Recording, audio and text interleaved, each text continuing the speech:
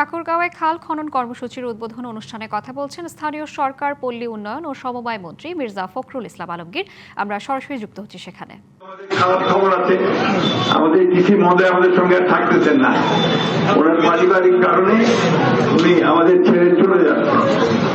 আমরা সবাই তাকে এখানে চাই, কিন্তু মানুষের পারিবারিক ব্যাপার নিয়ে তো হাত দিতে পারবো না, তাই না? আমরা দরকার আল্লাহ তার কাছে দোয়া করবো, যেখানে যাবেন সেখানে উনি ভালো করবেন, এই বিশ্বাস আমার আছে। যাই হোক, আমি যে কথা বলতে চাচ্ছি আবারও বলি, আপনাদেরকে কিন্তু আরো শৃঙ্খলা রাখতে হবে। আজকে আমি এখানে কিন্তু এসে আমাদের শৃঙ্খলা দেখিনি, এটা আমি খুব কষ্ট পাইছি। আপনাদের শৃঙ্খলা থাকবে না কেন? প্রত্যেকটা জিনিস সুন্দর বুঝাই করবেন, তাহলে কাজটা ঠিক হবে, নাহলে হবে না। একটা কথা আমাদের মনে রাখতে হয় যে আমাদের জাতি হিসাবে যদি উপরে উঠতে হয়, শৃঙ্খলা ছাড়া কেউ উপরে উঠতে পারে না। এখন থেকে বড় সংকট দেখা দিয়েছে না, তেল নাই।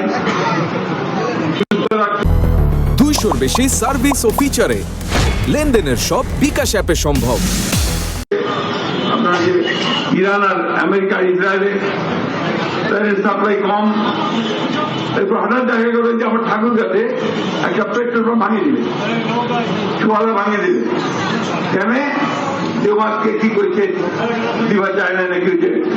তো ভাই, তুমি পাম্পটা ভাঙলা কেন? অভিযোগ থাকলে যারা দায়িত্বশীল আছে তাদেরকে বলো, পাম্প ভাঙবো কেন? মগ আমরা তৈরি করতে দিব না, মগকে আমরা কঠোর হস্তে দমন করবো।